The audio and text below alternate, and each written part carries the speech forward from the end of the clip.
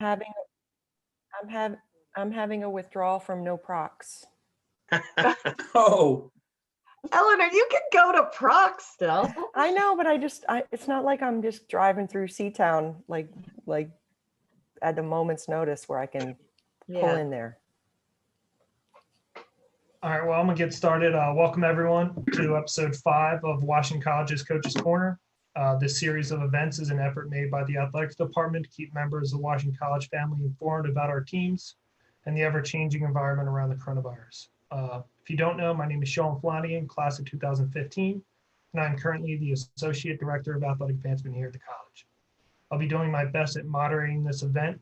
It will be recorded if you haven't heard, so if you don't wish to be on video, please turn your camera off. Additionally, during this first part of the event, please mute your microphones. We will conclude with a Q&A for anyone who wants to ask Thad Moore a question directly. At this time, let me introduce Thad Moore, Director of Athletics here at Washington College. How are you doing tonight, Thad? Doing well, Sean. Thanks. How are you? Doing well. For those who do not know Thad's background, he earned a BS in physical education from Salisbury University in 1996 and his MA in education with a concentration in sports management from UConn in 1999. He arrived at Washington College in 2000 as the department's head athletic trainer. In an administrative capacity, Thad progressively took on larger roles in the athletic department and was promoted to assistant AD in 2010, associate AD in 2012, and deputy athletic director in 2014. He handled scheduling, operations, department research, and served in a leadership role for several facility projects. Then in August 2016, following Dr. Brian Matthews' retirement, he was named Director of Athletics. He's been recognized for his contribution in the athletic training community a number of times and is even a member of the Maryland Athletic Trainers Association's Hall of Fame.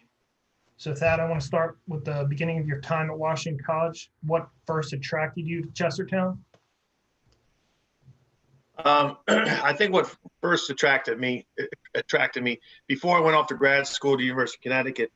I had graduated from Salisbury in the fall of '96, and I did an internship. Well, I called it an internship. I had a gap semester between graduating and going off to graduate school, and Salisbury, where I went to undergrad, always had a relationship with Washington College where our student athletic trainers would come and do an internship. Typically it was in the fall semester. So I knew Washington College was looking for somebody for the spring. So I came here in the spring of, I don't even remember, 97, and worked for a semester in 97. And then I went to graduate school. So I kind of got a feel for what Washington College was and what it was about in 97. And then as I was finishing up my graduate degree at the University of Connecticut, the head athletic trainer position opened up. So I was fortunate enough to apply, and Dr. Matthews hired me as the head athletic trainer. So what about your time as a head athletic trainer prepared you for your role in a more senior leadership position within the department? I think just like anything else in any other profession, I mean, you're dealing with situations. I think the athletic training profession is somewhat unique in the sense that you have to make split-second decisions sometimes that could have a serious impact if you make the wrong decision. I think the other thing too, in the athletic training world, you build such tremendous relationships with the student athletes, and I think that allows me to transition well as an AD. I try to continue to build those types of relationships where they know I care about them and I care about their well-being, and it's not just about me or the department, it's about them. They're the most important thing that we have here at Washington College Athletics, student athletes. So you progressed into eventually the deputy athletic director position. What new responsibilities came with that and along the way from head athletic trainer to that position in 2014? Sure. When I first arrived, every year we have a performance review, and every year I kind of kept hounding Dr. Matthews saying I want some more responsibilities. I always knew I wanted to get into administration, and I always knew my passion was going to be at the Division III level. So I kept asking, give me some more, what else can I do, what else can I do? And he was very accommodating.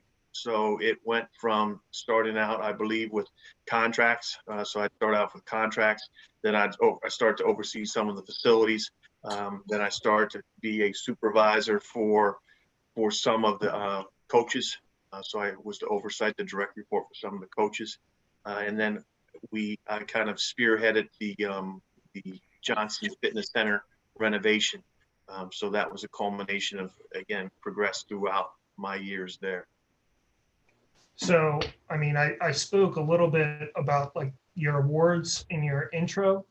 I mean, being so accomplished as an athletic trainer, what has kept you at Washington College? I think it's the continuing challenge.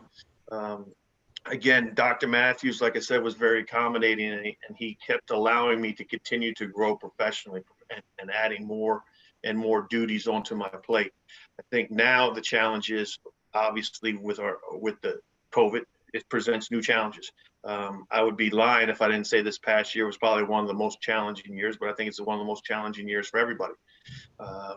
Us to be able to play was a significant accomplishment that the institution was able to achieve. And when I say institution, it took the institution to do this. It took the president, it took Sarah, it took our student athletes buying into what it is that we were trying to accomplish and to be able to compete this spring. If any of that fell, we wouldn't be playing. As some of you, probably all of you know, 8 conference schools in our conference are going to play this spring. We were the first ones to come out and say, put our stake in the ground saying, we will play a competitive spring season. We're one of the few conference schools that are also playing fall and winter sports as well in the spring. And again, it's an achievement and it's a credit to our student athletes buying into what it is that we're trying to do. And it's the continual challenges. I'm excited. We keep having challenges. We keep meeting them. And again, it's the student athletes is what continues to motivate me because I still want to develop and create an exceptional and thriving athletic department. So you talked about us playing, so I'm just going to jump ahead a little bit. Can you walk through the conference's plan for competition? Like right now we're playing non-conference. Anything that you can share with us? Sure. And again, the president just gave us the green light last week to go ahead and have a conference season. And then I think we finalized which of the schools were going to be competing in the spring semester. I think it was late last week. And then we had a proposed schedule that the ADs voted on just this past Tuesday. So we know we're going to start conference competition next Saturday.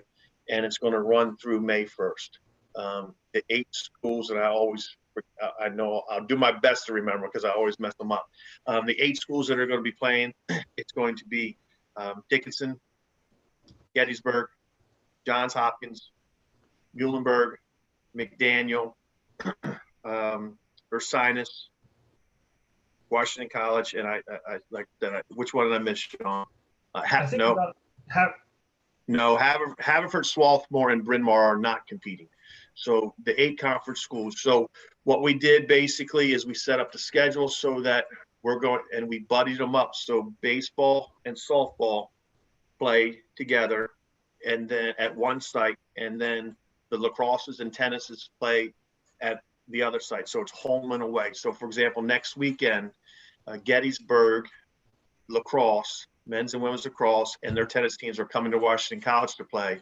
And we're sending our baseball and softball team to Gettysburg to play. And that's just one of the things that we're doing to accommodate COVID and the ability to have contact tracing. Other things that we're doing is we're testing. We're increasing our testing. So the conference dictated the testing protocol. So you have to do a minimum of 1 PCR test and 1 antigen test every week on every spring athlete throughout the duration of the competitive season. So we have to do that. We're also reduced to 50% capacity on our buses. So that's obviously when we talk about our bigger teams. So when you're talking about men's lacrosse and baseball, they're going to have to be in 2 charter buses to go to and from the sporting events. And again, the usual standards, social distancing, masking, all of that's entailed. We are, I think, somewhat fortunate that we agree that they don't necessarily have to wear masks while they're competing. There is one conference school, so when we go to play Ursinus away, up at Ursinus, we do have to wear masks. during those competitions. Again, it's an institutional policies that we also have to abide by. I think the biggest thing that we're struggling with right now, and I'm sure there's a few parents on this call that understand what I'm about ready to say and are frustrated with it, and I share their frustration, is the conference has come out and says there will be no spectators during our conference games. We did give the caveat that everything's, I don't want to say negotiable, but everything's going to be reevaluated continuously. And when the conference feels as though it's safe, that's when we'll be able to allow spectators. So you're saying you're constantly, looking back, like you're constantly seeing if you can have spectators. Is that going to be like a daily thing, a weekly thing, or monthly thing? Do you know? Sure, it's definitely going to be at the bare minimum every week. The conference, as part of our agreement too, is every week the athletic directors and the sports medicine personnel are getting together to go over, for example, do we have a positive case on campus? Is it an athlete? Who's the name? So we can do the contact tracing, but also to kind of evaluate what our current environment is and what's the appetite. Can we get spectators? And again, I don't even care if it's spectators. I'm pushing to get the parents of our athletes on campus first to be able to see their sons and daughters compete. And I understand it. And I know it's hard for me to talk to people and say, things are opening up. I understand things are opening up, but we're not there as a conference yet.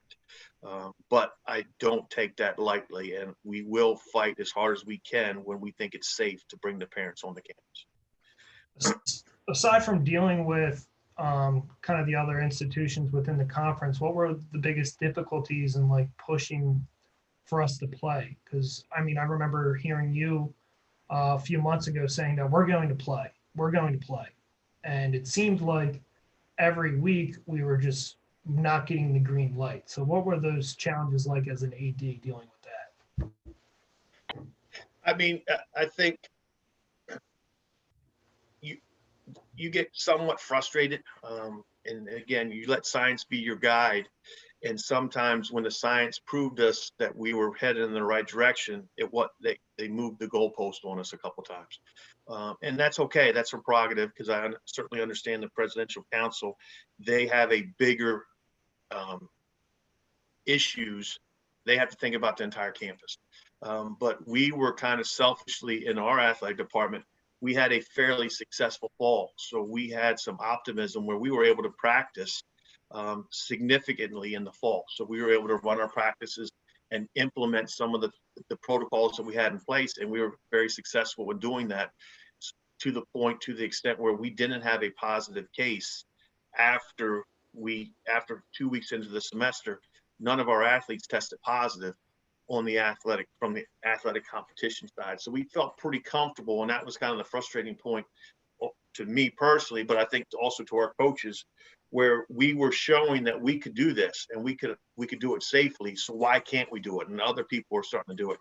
And as time ran on, again and again and again, you start hearing more and more conferences opening up. You start getting, okay, what else do we need to do? What do we need to do to play?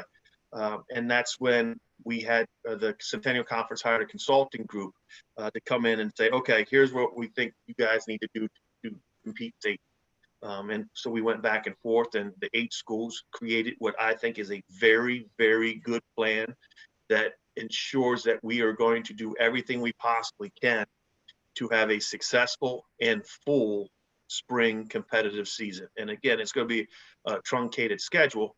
Baseball's not going to get anywhere near 40 games in, but that's okay. They're going to be able to compete for a conference championship. The conference did say that as of right now, the first place team in the regular season will represent the Centennial Conference if the NCAA hosts spring championships, which I think they will do. So you're saying the winner of the regular season would go get the AQ? Correct.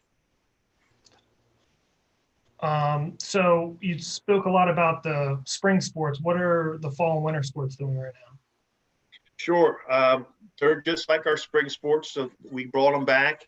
All of our students that were on campus or in Chestertown had to serve a 2-week quarantine upon their arrival.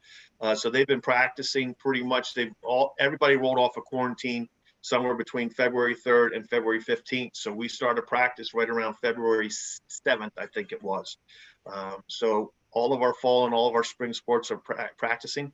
All of our fall and all of our winter sports are going to play at least 4 competitions this spring. Basketball starts next Friday. They have a game Friday and Saturday. And then soccer's and field hockey, swimming are also going to compete, and volleyball are also going to compete in the spring as well. So all of them, a couple of coaches are still finalizing, which is okay. They're still finalizing a couple games because the most difficult thing with them, not as many schools are competing fall and winter sports in the spring. So that's made it a little bit difficult to schedule, but they've been able to get 4 games. And we're doing similar testing. We're testing them once a week for. Sure. Everybody is going to get tested twice a week at a minimum. Like I talked about, the spring sports are a little different. Into the conference, we have to do a PCR test, and then 1 PCR, 1 antigen for our fall sports teams and our swimming team. They're going to get 2 antigen tests a week. And then basketball, since basketball is all of our sports except basketball, or the NCAA classifies as intermediate transmission level sports. That's 1 level, and then basketball is considered high. So we're going to have to test 3 times, antigen test 3 times a week for all of our basketball players during their competitive season. So like I said, they start next weekend, and it's looking like they're going to wrap up the first weekend in April, that Friday. So, I mean, there's a lot of obstacles that we have to, overcome as an athletic department. What's the total cost that we have to fork out for testing, additional travel? And I don't know what else would be part of that. Sure. We're still working on the travel piece because we don't have all the games scheduled yet. So we're still waiting to hear back from THG. The testing comes in at right around $65,000 to test the PCR and also the rapid antigen test. If I had to guess, the additional buses, because again, it's normal transportation up except when we have to run that additional bus. With lacrosse and baseball, they're both having, lacrosse is going to have 3 away games in the conference, and baseball is going to have 4. So you can pretty much guess that right around $10,000 in increased transportation costs just to have to run that second bus. And have you heard from the student athletes, like how are they adjusting to getting back to play, and how did they have to deal, like what obstacles they had to deal with during their time of not being able Sure. to play? I think how they're dealing with it, if I would wish everyone could see the smiles on their faces. I mean, because hearing basketballs dribble in the gym, hearing volleyball skidding across the floor when they're attempting to dig, hearing the whistles out on the kib, out on the baseball hitting, it's unbelievable. And having that now, my 11-year-old son goes to me today, goes, "Dad, do you realize Saturday's the 1-year anniversary of when we didn't have school anymore? Like we went virtual." I was like, "Yeah, okay." I think they're adapting very well. I think it's one of those ones where it's such a huge part of their identity. So to be able to get back to doing what it is that they love to do, it's just a huge emotional lift for them. And I think that's one of the reasons, and again, I'm knocking on some wood here, why we've been so successful and have them buying into the protocols that we have set in place, because they understand and they want to compete. And that's why we kind of said back in December, we're going to do everything we possibly can to have a competitive spring season, so they have something to aim for, something to shoot for. It's very difficult to get motivated for a whole spring semester of just practice. It's just difficult. How are the head coaches? What has it been their biggest challenge during all of this? I think their biggest challenge probably was mine too, not knowing. I kept saying jokingly with them, I'm going to figure out how to say "I don't know" to a question in different languages, just because I kept getting tired of saying "I don't know." Just to say something different. I think the unknown was the most frustrating thing for them. And again, I think they took a sigh of relief too when the college made the commitment, we're going to have some type of competitive season. That was a step. And then when we said we're going to have some type of competitive season for all 18 of our varsity sports, that was another step. And then the biggest step was when the conference came out and said, okay, we're going to have a spring schedule. So that put a lot of the coaches' minds at ease, knowing, okay, we're going to have a spring schedule. And then we say, okay, the first place team is going to get to AQ. That's another step. So they're kind of trending back to, other than a few things that they have to do before practice to make sure it's a safe environment for our student athletes, they're back to normal. They're rolling. What has changed on their end in terms of recruiting? That's it. Well, other than they can't get out on, well, now they're starting to, but they couldn't get out on the road. All right. We were fortunate enough, again, the college understood that athletics and bringing athletes to campus is mission critical for us.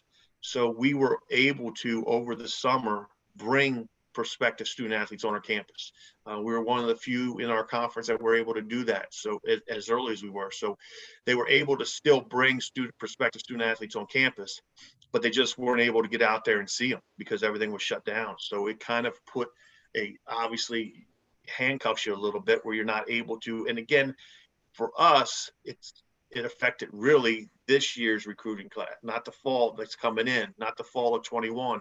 It's the fall of 22, because that's when they really start identifying, because they could start talking to the fall of 22 class in January. So that put them a little bit behind because they weren't able to go out there and start developing that database of recruits. The ones that are coming in this fall, they identified the year before, so they already had them in that pot. So I think we're going to see a little bit of a drop off for fall of 22s as opposed to this fall. Now, as AD, do you have a role or a relationship with admissions? Like, what is the part you play in all this? The part that I play is when we have, if there's a in-between athlete, or if there's an athlete that's appealing, I just basically sent a email to our VP of enrollment, say, hey, Lorna, is there anything else that we can do for this young man or young woman? And to try to help. And if the coaches have a process of, okay, how do we work with open house? How do we get athletes on campus? How do we line them up? And then it's opening up communications between admissions and enrollment to make sure it's a continuous ebb and flow back and forth, so that our coaches don't have to spend a lot of time doing that. I'm not the go-between. I'm the one that can go up to the VP level and have a conversation with Lorna saying, hey, look, here's the issue that our coaches are seeing with this process. Is there something that we could change? And then it's also my job to try to continue to hear from the coaches and then talk to Lorna and say, how can we better make this process better? And we do it all the time. And we try to do, for example, one of the things that we were able to do is get early reads. So come January 1st of the prospective student athletes junior year, the best of the best, we can get them an early read. And so we can get them in the pipeline and get them an answer. Are they admittable? You're admittable. Here's what we think your package would be, so that we could try to get those early commits, because that's where we're going to be the most successful. For the best of the best, that's what we have to do. Was that something when you first came into the AD role that you wanted to either change or make better, that relationship with admissions? I think we wanted to have it so that, yes, we knew we needed to make it better. And we knew that we needed to develop a better partnership where it's give and take. Athletics right now, we're bringing in between 35 and 40% of the freshman class every year. So we are an integral part of that, but we want to do it the right way because we're all on the same team. We're all trying to make sure that Washington College is successful and meets their admissions goals. So we're admissions counselor. Our coaches are admissions counselors almost as much as they're a coach. If we're not getting good athlete in, it's very difficult to have a good outcome on the field. Was there other thing? Go ahead. Sorry, I didn't mean to cut you off. I was just going to say, we can't do that if we don't have the relationship with admissions and enrollment. It's impossible. Were there other things that when you took the AD's chair that you wanted to improve? Like, what were the things that you wanted to change in your first couple of years? Well, one of them is you. So we wanted to make sure that fundraising. So we wanted to make sure that, to me, we needed to have a dedicated person to do our fundraising for us. It just was too burdensome and not, I think it's a failed plan if we're asking our head coaches to do all their own fundraising at this level. So I think, and we were very fortunate. The February of my first year, so February of 17, the former chairman of the board, Larry Culp, asked us to do an athletics department strategic plan. And in that strategic plan, we laid out some of the goals for the department. One of them being, okay, how do we develop an exceptional and thriving athletic department? And that's kind of what I referenced earlier tonight. And one of those was, okay, we need to continue to do what we do well. We continue to place our student athletes do better in the classroom, and on average, they retain at a higher level, they graduate at a higher level, and then they have career placements behind graduation at a higher level than the normal student population. So we need to continue to do that. We looked at expansion. How do we expand? We looked at all of our rosters. Do we have the capability to have more people on our rosters? And again, not just to fill a roster slot, but to fill them with quality people and quality athletes. And then a couple of the other ones was, okay, fundraising is a big one. Division III athletics, a small liberal arts school, fundraising is huge, and we need to continue to develop that. And we've been successful with it. I look at it now where we were, and even with the pandemic, literally for the last year and a half, we're still continuing to do a very good job with that. We sold our golf tournament out, and that's one of the first things I always saw all the colleges around us having a golf tournament. Okay, we need to do one, but we got to do it. We got to do it right. We want to continue to build it. So now we sold it out in an hour. And again, I understand this is the spring that Sean and I were hopeful that it would go into a a morning flight and an afternoon flight. And then COVID didn't let us do that, but it's developed, and we're continuing to develop, and we're continuing to grow it. And speaking about the strategic plan, you mentioned growth. Is there, what are there talks about expanding teams, adding teams and programs? Yes. So short answer, but I'll expand on it a little bit. We've added one varsity sport. Track and ski was the first sport that we've added, and then that was part of the strategic plan. One of the sports that we're looking at also is the running sports, cross country, track and field. So that one is a natural fit for us too, because every school in our conference has it. So we're looking at that one as well, implementing that one. I think initially, or our initial thoughts is we start with cross country and then we build out from there. Time frame wise, again, that was in our 5-year strategic plan in 17. It's not going to happen in 5 years, but that's something that we're still working towards and trying to figure out how do we implement that and how do we move forward with that. I'm going to go to the chat because there's been some questions asked there. Do we have any current dual sport athletes? Yes. Typically, we have quite a few field hockey and women's lacrosse players. That's generally where we have a lot of them are there. Now, I think we've got a couple swimmers and rowers, and then that might be it. But yes, we do. I want to say we probably have, I think it's around 10 or 11 this year that we have dual sport athletes. And how many student athletes do we have in total? 380, I believe, right now. All right. Another question that was asked is testing, COVID testing covered by the CARES Act? Unfortunately not. So that's one of the things that we've been told no. One other question, can you speak to the peer mentor program that we have here? I know it's outside of athletics, but there was a question about, is there a type of mentoring or buddy program for incoming freshman athletes? I can't speak to the peer mentoring program because I'm not knowledgeable enough about that. Yeah. I do know a couple of our teams, they do have like a buddy system where they pair up a upperclassman with an incoming freshman over the summer, but not all teams do that, but that is a good idea. And I'll go one more question that was in the chat. The overall total budget for the athletic department, and how does that compare to others?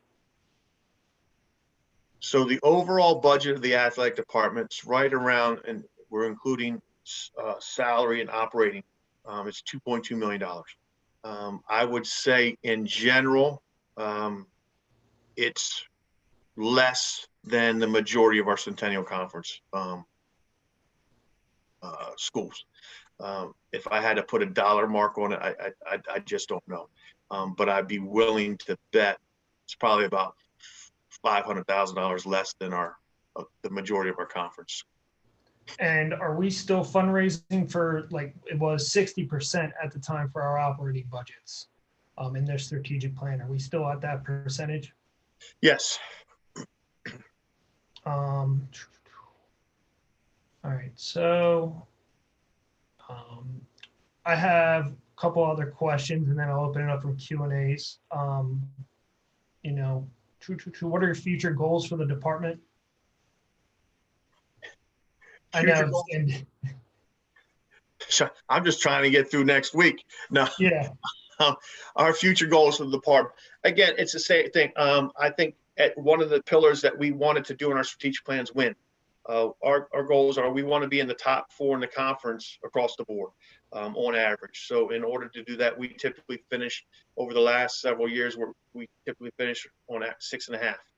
So we have room to grow. And if we're in the top 4 in the Centennial Conference, we're going to be very well rounded nationally.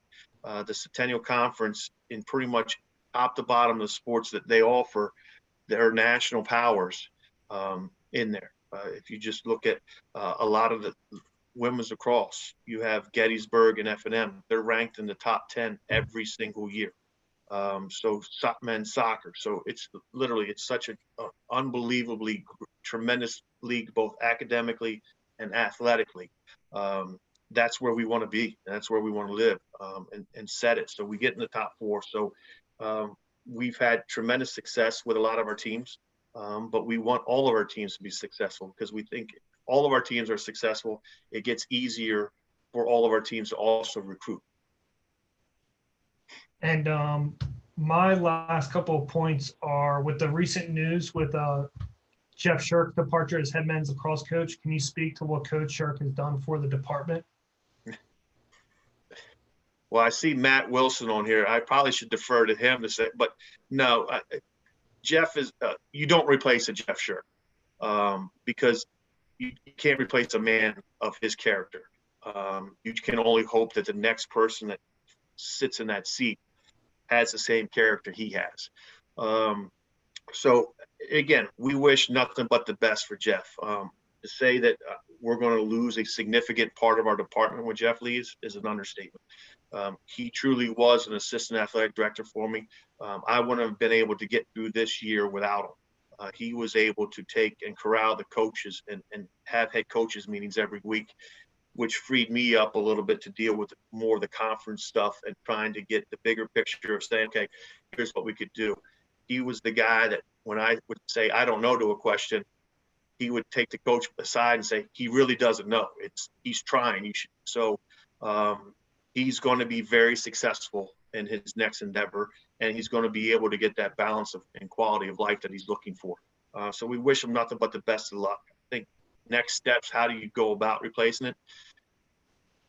We do what we always do. All right. So we're going to send out a national search. We'll have our search committee, and then we'll interview quality candidates. And then to me, it's about who's the best fit for the college, the best fit for the department. And that's kind of how we base our decisions on.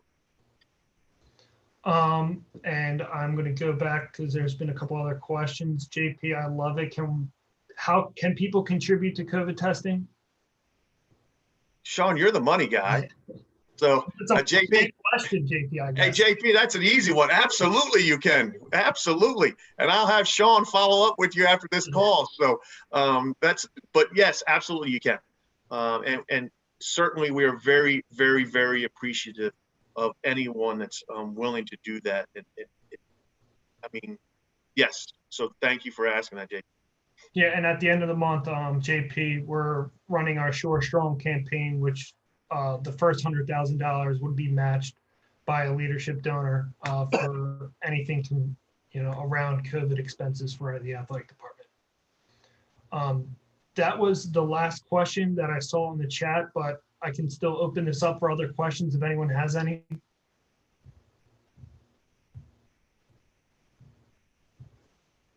Let me go back and make sure. Sean, could you have Thad address Carrie's question about study hall or tutoring hours for athletes? Thad, did you hear that? Yes, thank you. Study hall,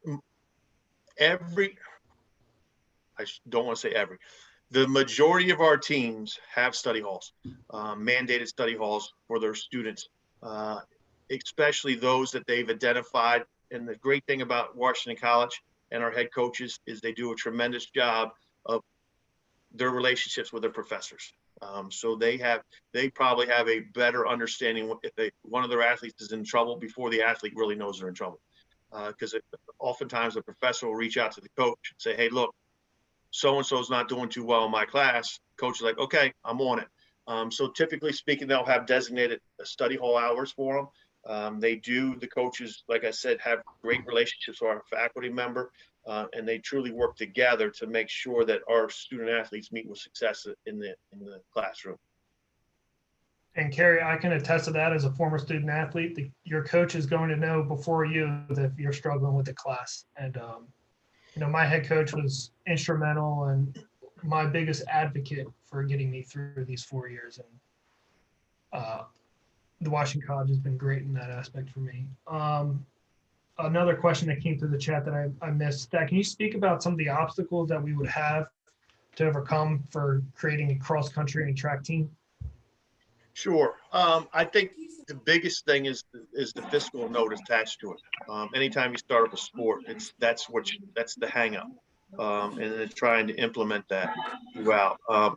Obviously the biggest one, and cross country doesn't do it, but for track and field, you need to have a track and field facility.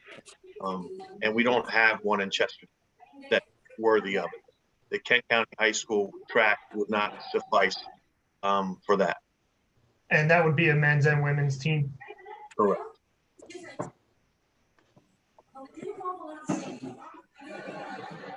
I do not see any other questions. I want to thank everyone, unless someone has one last minute question. There's one last question about the track around the field. Is that regulation? Unfortunately, it can never be regulation. So when it was built and designed as a jogging track. It can never be converted. It would cost more money to convert that track into a competitive track than it would to build a new facility. And then I just saw, I got the chat up. So yes, streaming of all of our games is a priority. And I do apologize. I know there was a hiccup. I heard there was a hiccup today with the softball streaming, and we are working on it. At the infrastructure problem, we did test it. We tested the field and the server on Tuesday, and we have the work order in. It didn't work today, so we do apologize for the softball not being streamed. But absolutely, streaming is our #1 priority that we can not have spectrum. All right. Well, I want to thank everyone for your time. Thank you, Nina Flegel, wow, for helping me put this together and for everyone's time tonight. Thad, especially you, taking the time to be with us. I'd like to say, hey, everybody, when we do finally open up, hopefully we see you down here in person at a game and get some resemblance of the normal. And again, can't thank you guys enough for joining us this evening, and I hope you all are well. Thank you, everybody.